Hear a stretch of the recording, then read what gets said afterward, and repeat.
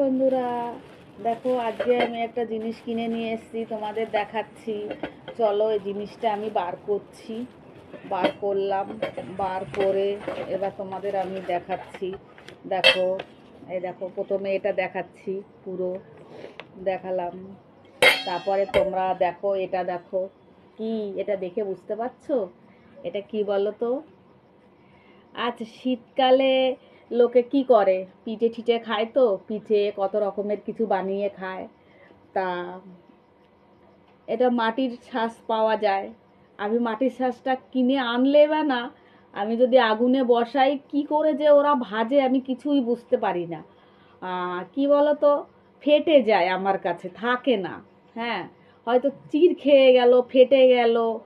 তা আমি আজকেরে এটা আমি এক জায়গায় গেছিলাম আজকেরে, সেখানে গিয়ে দেখলাম এগুলো বিক্রি হচ্ছে।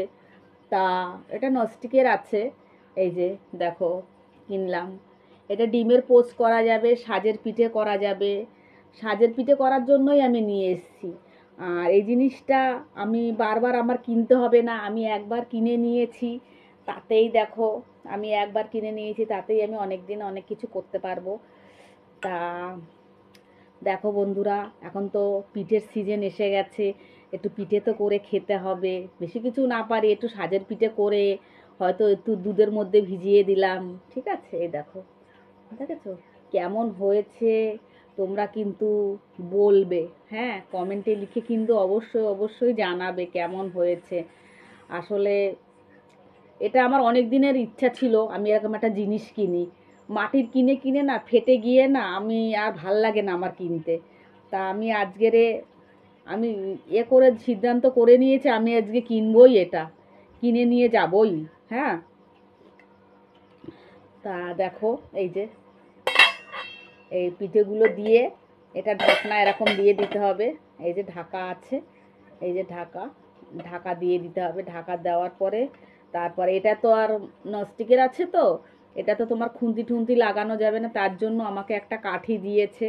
এই যে এটা দিয়ে ঘুরাতে হবে, এটা দিয়ে করতে হবে। হ্যাঁ, এই দেখো, দেখেছো?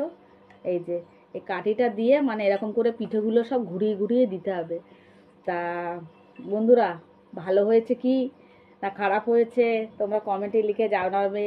আর তোমরাও যে যে মাটির মাটির সাজে যারা পিঠে করতে পারো না, তারাও এগুলো একটা কিনে নেবে, সব থেকে সহজ হবে, ঠিক আছে?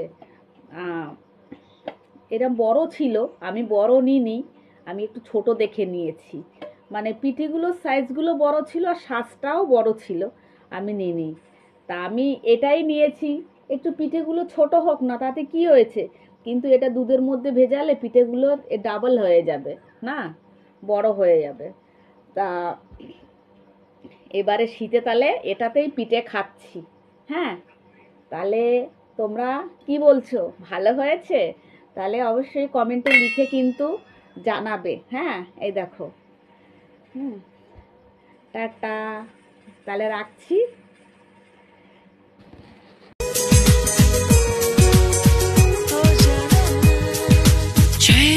चैन हो मेरे दिल का, सिर्फ तुम, सिर्फ तुम, सिर्फ तुम।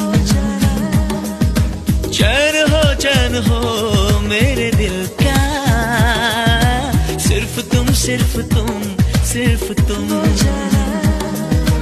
लबों पे